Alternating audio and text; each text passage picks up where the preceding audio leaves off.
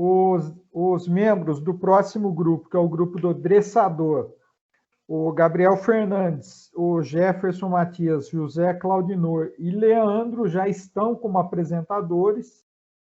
Eu não adotei esse critério com o Timóteo, na apresentação do primeiro projeto, eu adotarei agora. Quando der ali 15 minutos de apresentação, eu vou escrever tempo ali no chat, e aí vocês já procurem caminhar para a conclusão se já não estiverem fazendo. Tá bom? Então, Gabriel, Jefferson, José Claudinor e Leandro, está aí com vocês.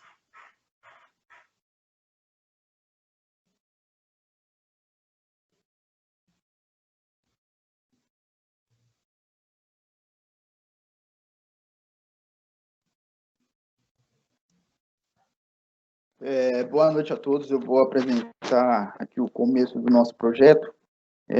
Para quem não me conhece, eu sou o Jefferson e vou falar um pouco aqui dos integrantes, né, que são o Gabriel, eu, Jefferson, José e o Leandro, né? Os orientadores são o Antônio Carlos e o Paulo Buffa.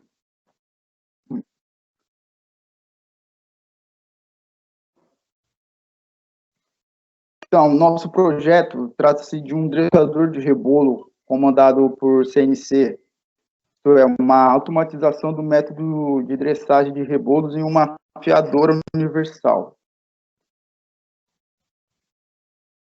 Vou dar...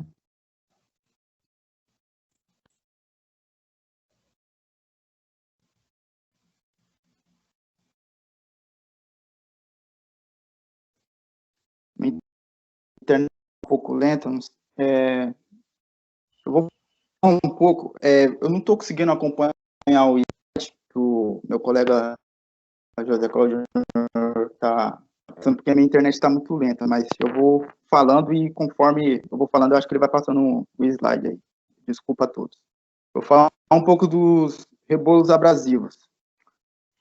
O rebolo é uma ferramenta geralmente com a forma de disco, composto por materiais abrasivos. Alguns desses compostos abrasivos que podem constituir o rebolo são o óxido de alumínio, o óxido de alumínio comum, o carbeto de silício e por aí vai, né?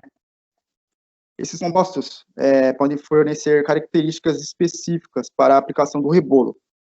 Isso, como, por exemplo, cortar, desbastar, afiar, retificar e dar acabamento.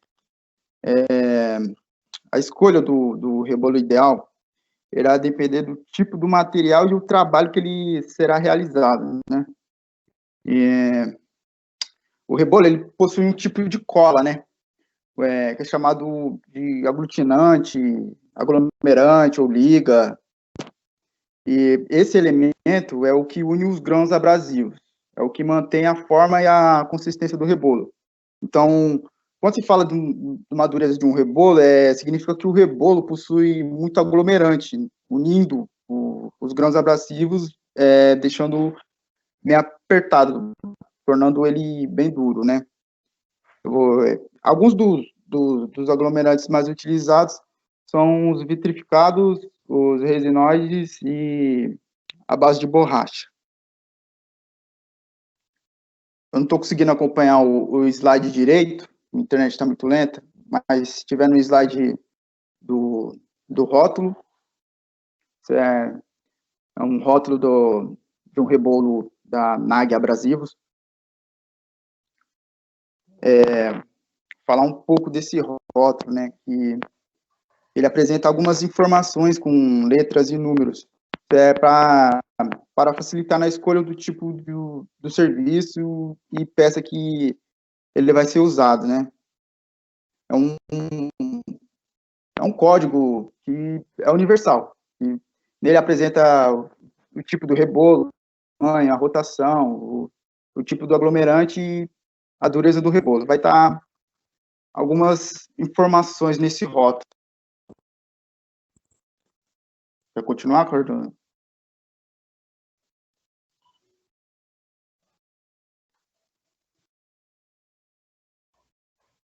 Boa noite a todos aí. Esqueci de ligar o microfone aqui, gente.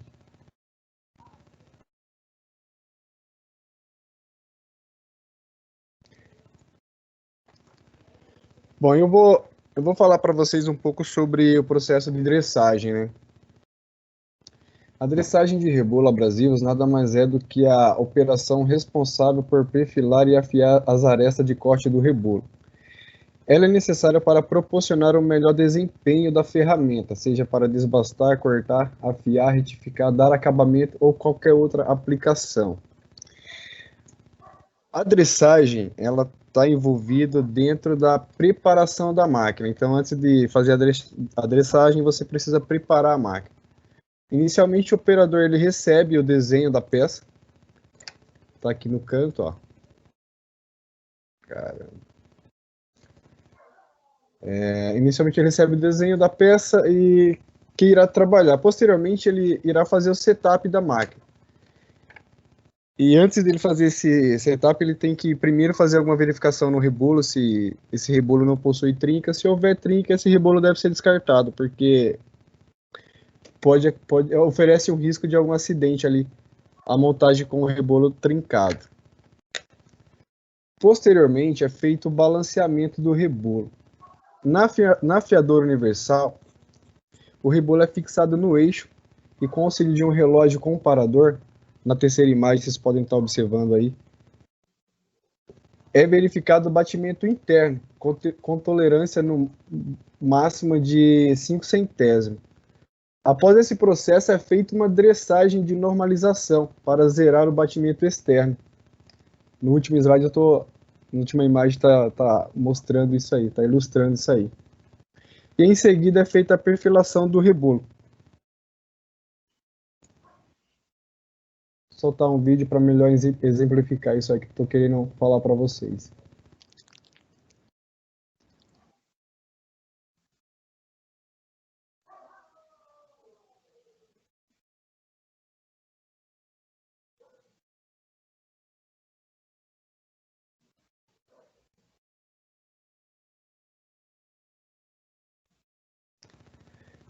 Então, naquela operação ali, ele estava fazendo a perfilação do rebolo para posteriormente usar ele no processo de afiação de uma faca industrial.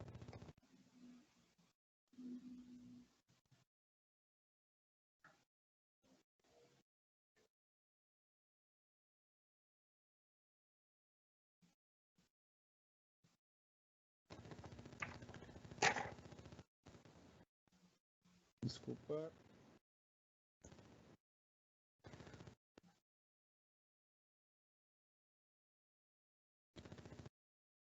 Existem basicamente 3 tipos de dressagem, né? A dressagem transversal externa, com esse tipo de dressagem só é possível dressar perfis retos. E a dressagem de mergulho, com esse tipo de dressagem o dressador mergulha em direção à face do rebolo, deixando a cópia do seu perfil no rebolo. É o método utilizado no processo observado, na afiadora universal. E por último, a dressagem de perfil. Esse método de dressagem utiliza o dressador de ponta única, capaz de perfilar diversos perfis. É o método que utilizaremos no dispositivo CNC. Esse processo de dressagem, inicialmente, ele é feito para você fazer o setup da máquina, na preparação ali. Posteriormente, é necessário fazer dressagem quando o rebolo acaba perdendo suas características, perdendo a fiação, perdendo o formato do perfil, aí faz-se necessário fazer uma nova dressagem. Vou passar para o Gabriel, ele vai explicar agora, vai falar um pouquinho sobre a máquina que realiza esse processo. Bom, boa noite a todos. Deixa eu só solicitar o controle aqui para o Cláudio Honor, para eu poder seguir. Bom, vamos lá. Essa máquina é a máquina que o Leandro trabalha na empresa dele, né? E ela é uma retificadora, é uma afiadora universal, né? No modelo AFU 400. Trabalhando nessa máquina, ele encontrou alguns problemas, né, no seu serviço, né, que ele viu que podia ter melhorias, né? E isso foi o que incentivou a gente a fazer esse trabalho, né? Essa máquina também é conhecida como retificadora universal, né? E ela é uma máquina semelhante a uma retificadora plana tangencial, né? Ela é uma máquina operatriz, né, que produz ferramentas para outras máquinas, e ela possui 5 eixos, e 3 deles são operacionais. Deixa eu só mostrar para vocês aqui. Esse daqui, esse manípulo aqui, ele controla o eixo X da máquina, né? Essa máquina aqui não tem o eixo Z como vertical. O eixo Z, ele tá nesse manípulo aqui, que controla para frente, para trás aqui, e esse daqui é o eixo Y, que controla o lado esquerdo e o lado direito da retificadora, tá? O grande benefício dessa retífica é que, como ela já tem no nome, ela é universal, então ela é totalmente adaptável a qualquer tipo de acabamento e desbaste que você quiser fazer. Só que tem a desvantagem, que ela é uma máquina que é difícil de regular, né? Ela leva um certo tempo para poder adaptar para o seu uso. Tanto que na empresa onde o Leandro trabalha, existem 4 delas e cada uma tem uma função, justamente para não precisar ficar trocando toda vez que vai usar ela para um tipo de revolo diferente que vai fabricar, né? Deixa eu só passar. 3 deles, né? 3 desses eixos são operacionais e 2 deles são esses eixos aqui, que tem essas escalas, certo? Que você consegue girar o rebolo em 360 graus, e esse daqui você consegue girar em 60 graus, 30 para esse lado e 30 para esse, para você conseguir dressar um rebolo com ângulo, né, com um acabamento diferente. Deixa eu só passar. Tá. Esses daqui são os dressadores convencionais, né, que são usados para dressar o rebolo para poder afiar as facas industriais. O problema desses dressadores é o seguinte, eles são dressadores muito brutos, assim. Por quê? Porque, de acordo com o que você usa, ele desgasta muito rápido. Isso é um grande problema, porque após esse desgaste, ele tem que ser levado numa retífica cilíndrica, né, o que toma tempo de um operador, para poder ser reafiado. O que é uma operação que leva bastante tempo e ela também tem que ter bastante precisão, né, para você poder afiar o rebolo, né, esse dressador convencional, perdão.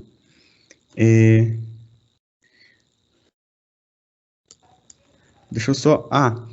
ele, depois de mais ou menos 20 dressagens, ele já começa a ficar com um acabamento ruim, né? Então, depois de mais ou menos 20, 22, por aí, ele já tem que ser reafiado, mais ou menos dependendo do rebolo que você está dressando, né?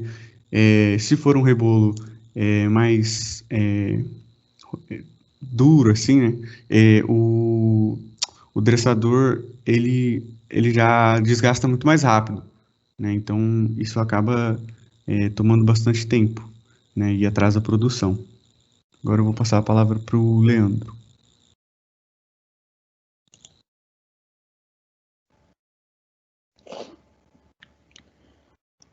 Boa noite a todos. Eu vou falar um pouco do nosso projeto em si, né? O dressador de rebolo CNC.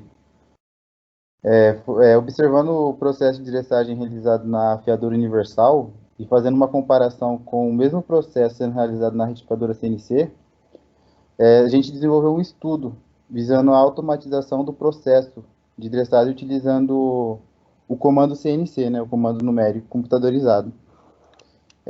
Esse dispositivo trata de um dispositivo mecatrônico com 2 motores de passo e um microcontrolador Arduino com linguagem CNC.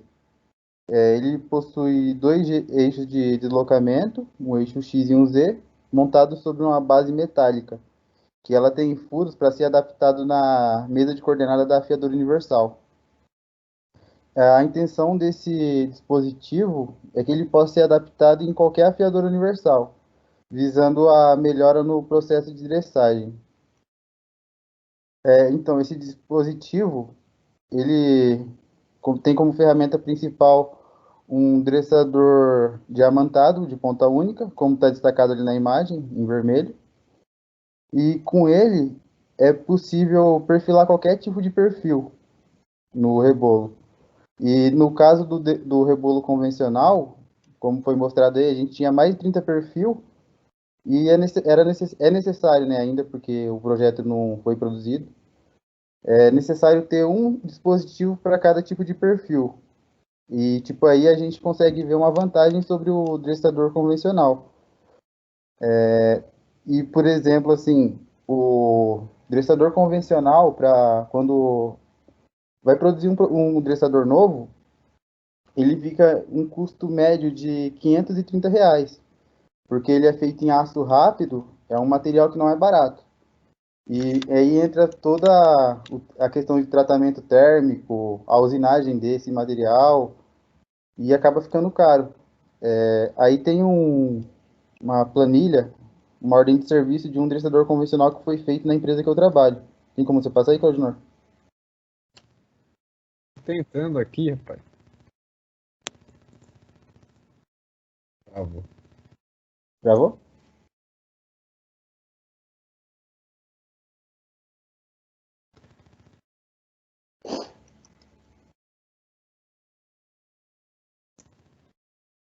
Passou.